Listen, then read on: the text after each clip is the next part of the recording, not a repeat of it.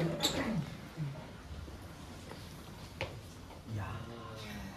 시윤이.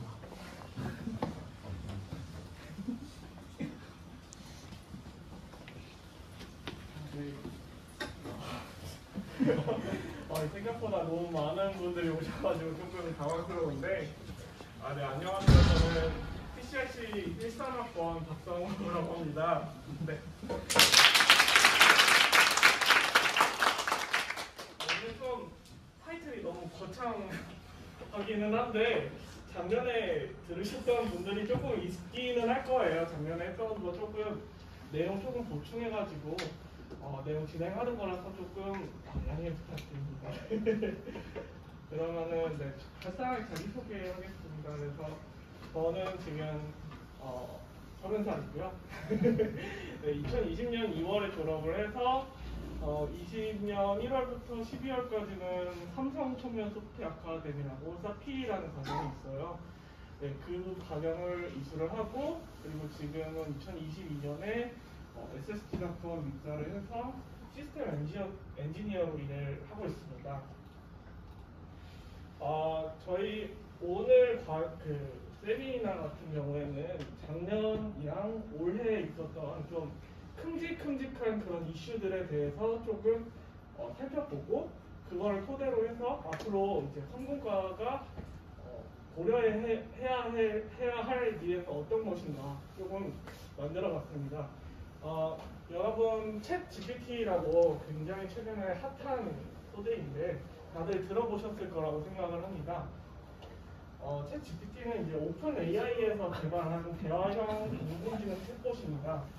여기 사진이 조금 작게 나왔는데 이거는 조금 이따가 얘기 드리고요. 이 오픈 AI에서 개발한 대화형 인공지능 챗봇 챗 GPT의 강력함에 대해서는 조금 많이 들어보셨을 거예요.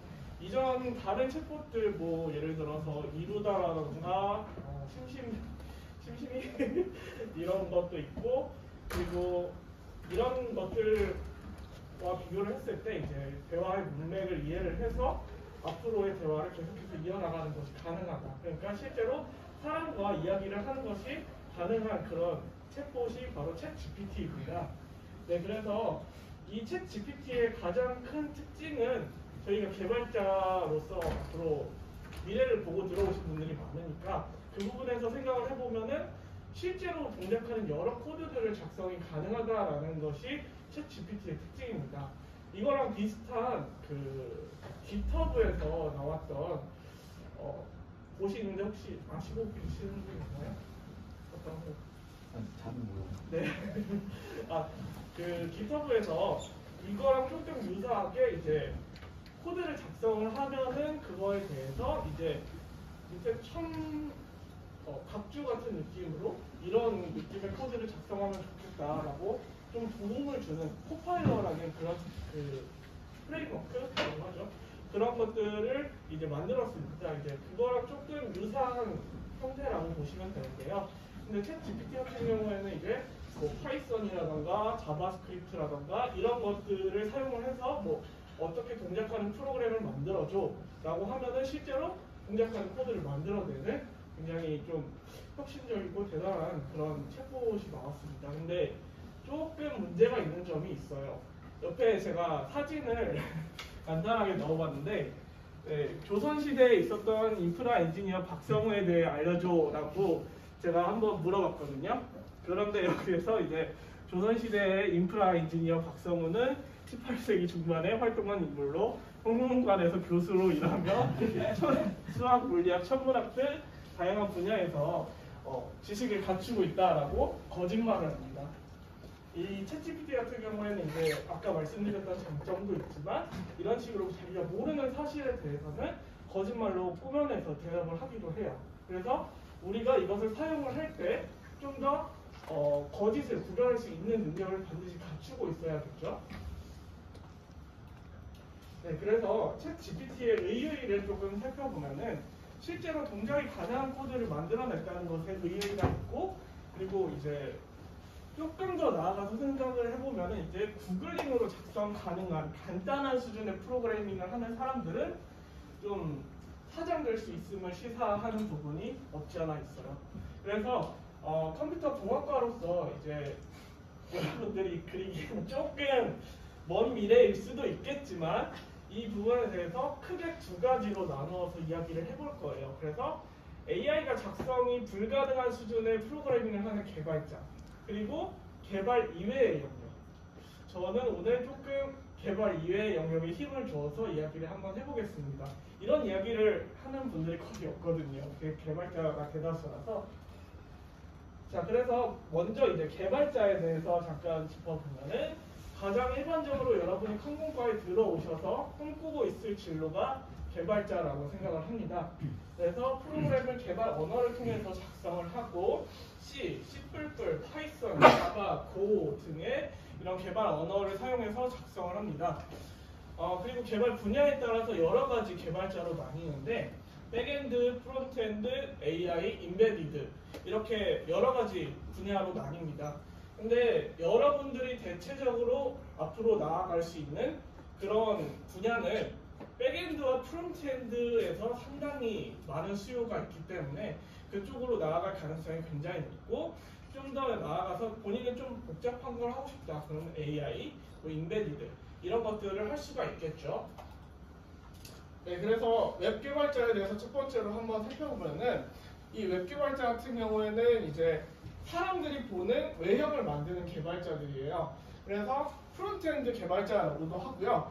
그래서 UI, UX라고 하는데 UI, UX라는 단어는 이제 유저의 experience, 그러니까 사용자가 체험하는 영역, 이 부분들을 직접 개발을 한다라고 보시면 되고요. 그리고 백엔드로부터 받은 정보들을 활용을 해서 사용자가 필요로 하는 정보를 송출하는 역할을 합니다.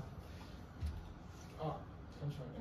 그래서 주요 프레임워크는 최근에 많이 사용되는 거는 리액트가 가장 대표적으로 많이 쓰이고 있고요. 저희 회사도 리액트로 대부분 전환을 하고 있어서 그 이야기를 들어봤습니다. 다음은 API 개발자에 대해서 잠깐 이야기를 드리면 WAS라고도 합니다. 웹 WAS라고 줄여서 부르기도 하는데 백엔드 개발자를 이제 API 개발자라고 이야기를 하고 프론트엔드 영역에서 이제 여러 가지 데이터를 요구를 하거든요. 이런 부분들에 대해서 이 데이터가 필요해? 그러면은 데이터베이스에서 가져와서 가공해서 앞으로 넘기는 역할을 하는 것이 API 개발자가 하는 역할입니다. 그래서 대표적으로 지금 가장 크게 써져 있죠. 스프링 부트라고 써져 있는 부분 보이실 겁니다. 최근에 많이 전환이 되고 있기는 하지만 그럼에도 불구하고 스프링 부트라는 프레임워크의 영향력은 아직 우리나라에서 지우기가 조금 힘들어요. 그래서 자바 스프링 부트에 대해서는 조금 만약에 이쪽으로 나갈 계획이 있다라고 생각을 하신다면은 알고는 있어야 된다. 개발을 굳이 메인으로 하지는 않아도 알고는 있는 게 좋겠다라는 거죠. 다음은 AI 개발자입니다. 제가 잘 모르는 영역이라서 간단하게 짚고 넘어갈게요. 머신러닝 인공지능 개발자를 통칭하는 AI 개발자 같은 경우에는 크게 두 가지로 나뉩니다. 직접 모델을 설계하는 사람과 모델을 활용해서 이거를 개발하는 사람들, 여러 가지 서비스를 개발하는 사람들 두 가지로 나뉩니다. 그래서 여러분들이 모델을 직접 설계하고 싶다 그러면은 대학원 가셔야 됩니다. 네. 대학원 가셔서 석사, 박사 과정 밟고 나오셔서 그때 하실 수 있습니다. 네, 그래서 그 부분은 아시고 계시는 게 좋을 것 같고, 그리고 보통 대다수의 대학 졸업자 학사들은 이제 남들이 만든 여러 가지 모델들을 본인 서비스에 맞게 학습시키고 그거를 활용해서 서비스를 만드는 그런 부분들을 합니다. 다음은 인베디드 개발자입니다. 여러분들 잘 알고 계시는 굉장한 대기업들 있죠? 네, 삼성이라던가 현대라던가 이런 곳들이 있고요. 이거 같은 경우에는 이제 기계나 제어가 필요한 시스템들을 이렇게 수행하는 컴퓨터 시스템을 개발하는 곳입니다. 그래서 커널, 펌웨어, 드라이버와 같은 기계가 동작하기 위해서 필요한 프로그램을 개발하는 것이 인베디드 개발자가 되겠고요. 하드웨어에 대한 기반 지식이 굉장히 필요해요. 그래서 이 부분으로 나가기 위해서는 조금 많은 고려를 하시는 게 좋을 것 같아요. 여기가 니즈가 굉장히 많지만 나가기도 굉장히 힘든 그런 분야라서 만약에 이런 회사로 가고 싶다 그러면은 알고리즘 연습을 굉장히 빡세게 하셔야 돼요. 삼성 알고리즘 시험 보시는 거 여러분들 들어보신 분들 있으실 거예요. 그래서 시뮬레이션이라고 하는데 지금 이거 얘기까지 할 필요는 없고 넘어가겠습니다. 다음은 앱 개발자인데요. 모바일 애플리케이션 개발자를 통칭하는 부분이고요. 안드로이드랑 iOS 개발자로 나뉩니다. 그래서 이 부분 같은 경우에는 최근에 이제 자바, 원래 안드로이드 같은 경우에는 자바를 많이 썼는데 코틀린을 최근에 많이 쓰고 있다고 들었어요.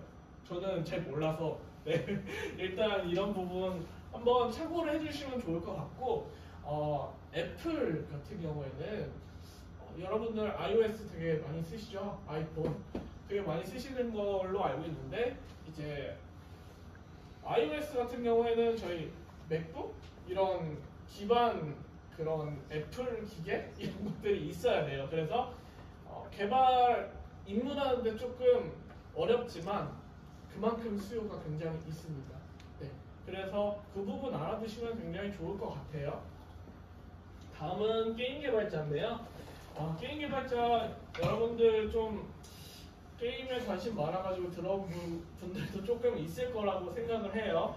그래서 게임 그래픽부터 시작해서 뭐 여러 가지 요소들을 개발을 하는데, 언리얼이나 유니티를 활용을 해서 대부분 요즘은 이 부분을 개발을 진행을 하고 있다라고 들었어요. 근데 좀 굉장히 게임 개발자 들어보시기는 하셨겠지만 힘들 수는 있어요. 오피셜한 자리니까 그렇게까지 얘기는 안 할게요. 다음은 저희 개발 이외의 영역에 대해서 한번 이야기해 보겠습니다. 여러분 카카오 화재 난 거 모르시는 분 있나요? 없죠? 대다수의 분들이 굉장히 어려움을 겪었을 거고 일상생활에 차질을 겪으셨을 거예요. 그래서 한번 이 부분을 지금 굳이 짚고 넘어가는 이유는 이제 개발 이외의 영역에 대한 이야기를 하려고 이 부분을 짚고 넘어가는 겁니다. 그래서 22년 10월 15일에 화재가 발생을 했고요. 장애 기간은 총 5일입니다. 여러분 프로그램이 돌아가기 위해서는 뭐가 필요하죠? 컴퓨터가 필요하죠. 이 IDC라는 게 있어요. 데이터 센터라는 그런 곳이 있는데 이게 이제 여러분들이 알고 있는 컴퓨터들을 집합시켜서 모아놓는 곳이 IDC라는 곳입니다. 그래서 이 SK CNC 판교 캠퍼스가 이제 카카오가 지금 메인으로 사용하고 있었던 IDC 센터라고 저는 전에 들었는데 제가 카카오 다니고 있는 게 아니니까 정확하게 다 알고 있지는 않아요. 그래서 지하 3층 쪽에 전기실에서 그 배터리가 있어요. 전기를 공급해주는 배터리에서 불이 나서 전원 공급이 끊겨가지고 전부 다 서버들이 내려간 거예요. 서버들이 동작을 하려면 당연히 전기가 필요하니까 전기가 없으면 멈추겠죠. 그래서 여파를 잠깐 짚고 넘어가면은 카카오의 메인 서비스들이 대부분 먹통을 이뤘어요. 그래서 카카오톡이라던가 카카오티라던가 카카오페이 같은 여러 서비스들이 먹통이 되었고요. 한국의 메신저는 이제 대부분 거의 다 카카오 쓰고 계시죠. 안 쓰고 계시는 분도 없을 거라고 생각을 하는데 그래서 업무 처리에도 많은 차질이 있었습니다. 그래서 데이터 센터 이중화에 대한 관심이 대두가 되고 그리고 이 데이터 센터라는 단어가 나오면서 여러 이제 그 개발자 이외의 영역에도 좀 빛이 내리기 시작을 해요. 주목이 간다라고 하죠. 그래서 인프라 엔지니어에 대해서 잠깐 이야기를 해보겠습니다. 제가 지금 일하고 있는 직군이고요. 프로그램 동작 기반을 관리하는 직군입니다. 그래서 서버, 데이터베이스, 네트워크 관리 직군으로 크게 나뉘고 있고요. 서버 이슈가 발생을 했을 때 처리를 진행하는 직군이 인프라 엔지니어입니다. 그래서 첫 번째로는 시스템 엔지니어인데요. 제가 아까 이야기 드렸듯이 시스템 엔지니어입니다. 그래서 프로그램 동작을 위해서 서버 환경을 세팅을 하고 구축하고 관리하는 직군이에요. 그래서 여러분들이 알고 있는 서버 컴퓨터에 대해서 스펙을 짜놓고 그리고 기본적으로 프로그램이 동작을 할 수 있게 이 환경을 세팅을 하는 역할을 하는 것이 시스템 엔지니어의 역할입니다. DB라던가 머신러닝이라든가 웹, 와스, 기본적인 서버부터 특수 구조의 서버까지 모든 환경을 세팅하는 역할을 하는 것이 시스템 엔지니어고요. 시스템 엔지니어는 주로 OS를 다룹니다. 하드웨어도 많이 다루기는 하는데 OS를 많이 다루고 있고요. 당연히 OS에 대해서 지식이 많아야겠죠. 그래서 자격증 같은 경우에는 레드 쪽 공인 자격증이 있어서 RHC라든가 RHCA 같은 것들이 있다고 합니다. 저도 아직 안 땄어요. 다음은 데이터베이스 어드민 DBA입니다. 이 직군 같은 경우에는 시스템 엔지니어가 좀 여러분들 들어보셨는지는 모르겠지만 좀 하드한 직군이에요. 새벽에도 일을 하고 무슨 일 있으면은 데이터 센터로 가야 되고 하는 그런 하드한 직군인데 그래서 이제 좀 수요가 많이 없죠. 새벽에 일하고 싶으세요? 아니죠. 당연히 다들 아닐 거라고 생각합니다. 그래서 그 부분에 대해서 당연히 수요는 많은데 사람은 없는 그런 직군들이에요. 지금 DBA 같은 경우에도 대표적인 직군인데 데이터베이스를 관리하는 직군입니다. 데이터베이스의 접근 권한 백업 그리고 데이터베이스를 데이터를 조회하기 위해서 질문을 날려요. 질문을 좀 효율적으로 빠르게 동작하게 튜닝하는 역할을 하는 것이 DBA예요. 그래서 DBA 같은 경우에는 굉장히 수요가 많아요. 은행 쪽 비롯해서 저희 여러 가지 서비스를 운영하고 있는 그런 분들, 기업들도 다 DBA에 대해서 굉장히 수요가 많아요. 그래서 오라클 당연히 다들 들어보셨을 거라고 생각합니다. 오라클은 굉장히 수요가 많기도 하고 쓰기도 많이 써요. 근데 너무 비싸요. 너무 비싸서 최근에는 MySQL이라는 뭐라고 해야 되지? 데이터베이스로 좀 많이 넘어가고 있는 추세고요. 포스트그레스QL도 대표적으로 하나입니다. 그리고 몽고DB라는 DB도 있는데 만약에 이제 본인이 좀 개발이랑 맞지 않다라고 생각을 한다면은 이런 직군으로 나가보는 것도 사실 저는 나쁘지 않다라고 생각을 해요. 그리고 네트워크 엔지니어가 있어요. 여러분 작년에 KT 때문에 결제 안 되고 막 그랬던 거 기억나세요? 밥 먹으러 갔는데 음식점이 막 결제가 안 돼가지고 그랬던 사건이 있어요. 그게 네트워크 엔지니어가 실수를 해가지고 그런 사건이 벌어졌던 건데 이 네트워크 엔지니어 같은 경우에는 인프라 전반에 깔려있는 네트워크를 설계하고 관리하는 직군이에요. 네, 이 직군 같은 경우에는 네트워크 장비, 스위치라고 하는데 스위치도 있고 여러 가지 장비가 있어요. 그냥 간단하게 스위치만 얘기를 했는데 네, 스위치 같은 것들을 관리를 하고 주로 L2, L3, L4까지 이런 영역에 대해서 라우팅 테이블이라고 있는데 너무 어려운 말을 많이 썼는데 네, 라우팅 테이블이라는 것도 있는데 그냥 주소록 정도라고 생각을 하시면 돼요. 네, 주소록 같은 거를 관리를 하고 그리고 이제 로드 밸런싱 등의 업무를 진행을 합니다. 이거는 너무 딥해질 것 같아서 일단 넘어가겠습니다. 네, 자격증 같은 경우에는 CCNA와 CCNP와 같은 여러 가지 자격증이 있고요. 네, 그리고 이제 마지막에 거의 가까워지고 있는데 네, 잠깐 현직자 여러분들이 많은 얘기를 나눠주셨어요. 네, 그 의미 없는 것들 다 쳐내고 네. 치킨집이 다르다. 네, 안 보이시는 걸 다행으로 생각하세요. 네, 좀 인상이 깊은 이야기들이 조금 몇 가지 있는데 공부 안 할 거라면 과제라도 하자. 네, 그리고 마음껏 노세요. 마지막 기회입니다. 마음껏 공부하세요. 마지막 기회입니다. 라고 이야기를 해주신 분들도 있고요. 그리고 저도 한마디를 해주고 싶은 거는 1학년 때는 놀아도 괜찮아요. 이제는 근데 저희 2학년부터는 좀 본인의 진로를 생각을 하고 지금 해당되시는 분들이 좀 있을 거예요. 본인의 진로를 생각을 하고 계획해서 네, 앞으로의 진로를 네, 나아가시는 게 좋을 것 같아요. 저기 뒤에 서 계시는 분들 몇 분 있는데 네, 4학년에 약간 얘기를 해드리면은 뭐 AWS 같은 거를 사용해서 직접 환경을 구축을 하고 여러 가지 프로세스를 띄워보고 실제로 뭐 도메인 같은 것들을 따가지고 내가 서비스를 만들었는데 이런 도메인에 띄웠다라고 보여주면 좀 좋을 것 같아요. 실제적으로 굉장히 효과적이고요. 그리고 밑에 좀 잡설이 있는데 돈을 많이 만지고 싶고 체계화된 곳에서 시키는 일 하고 싶다. 그럼 대기업하시고요. 네. 돈은 됐고 내가 하고 싶은 거 하고 싶다. 그러면은 서비스 기업이나 스타트업. 와, 난 실력자다.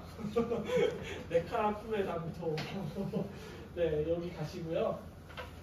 그리고 지금 아까 오다가 보니까 공채 공고들이 좀 많이 나온 것 같더라고요.